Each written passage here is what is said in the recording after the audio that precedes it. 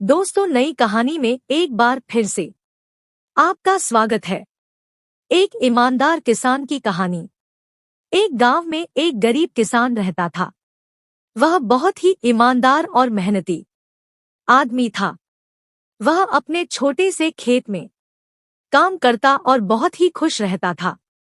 पूरे गांव में किसान की ईमानदारी के बहुत ही चर्चा थे। उसका एक दोस्त था जो उस गांव के राजा के यहाँ सिपाही का काम करता था। वह किसान से उसके घर रोज मिलने जाता था। एक बार राजा ने अपने दरबार में एक ऐलान किया कि उसके बगीचे में काम करने वाला एक अच्छा सा कारीगर चाहिए जो उसके बगीचे के पेड़ पौधों और फूलों का ध्यान रख सके। राजा का यह ऐलान सुनकर किसान के दोस्त सिपाही ने सोचा कि यही मौका है कि किसान से मित्रता निभाने की। मैं उसे यहाँ बगीचे में काम पर लगवा दूंगा। उसका व मेरा साथ भी रहेगा एवं किसान का भला भी हो जाएगा। यह सोचकर उसने राजा से कहा कि महाराज, मैं आपके लिए एक ऐसे आदमी को लेकर आऊंगा जो यह काम अच्छे से कर लेगा। सभी राजा ने उस सिपाही को आदेश दिया कि जाओ, कल से ही बगीचे में काम करने के लिए कह दो।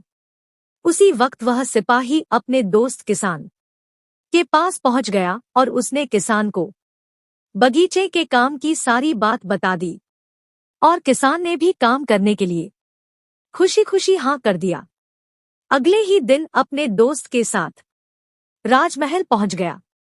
सिपाही उसे राजा के सामने लेकर गया और राजा ने उस किसान को बगीचे की पूरी देखभाल का काम सौंप दिया।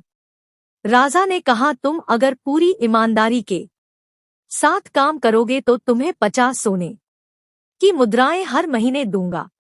किसान खुशी खुशी बगीचे में काम करने के लिए हाँ कर देता है और वह उसी वक्त बगीचे में काम करने लगा।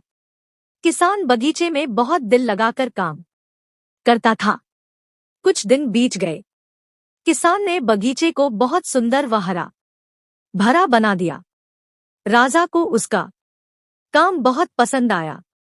एक दिन किसान बगीचे में कुछ खुदाई कर रहा था तो उसने जमीन के नीचे कुछ महसूस किया। तो उसने खुदाई की तो देखा वहां नीचे एक बड़ी सी संदूक थी। किसान ने वह संदूक बाहर निकाला और खोला तो क्या देखा, वह सोने और चांदी से भरी हुई थी।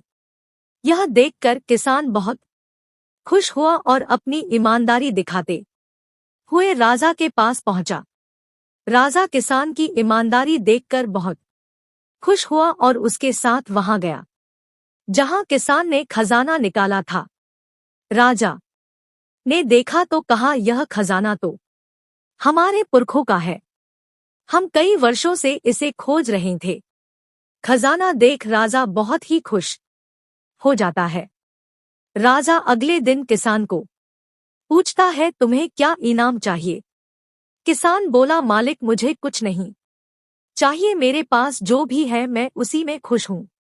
राजा उसकी इतनी अच्छी बात सुनकर और खुश हो गया और उसने किसान को अपना मंत्री बनाने का फैसला किया। किसान ने राजा की बात मान ली और मंत्री बन गया। कहानी पसंद आई हो तो चैनल को जरूर सब्सक्राइब करें। Thank you.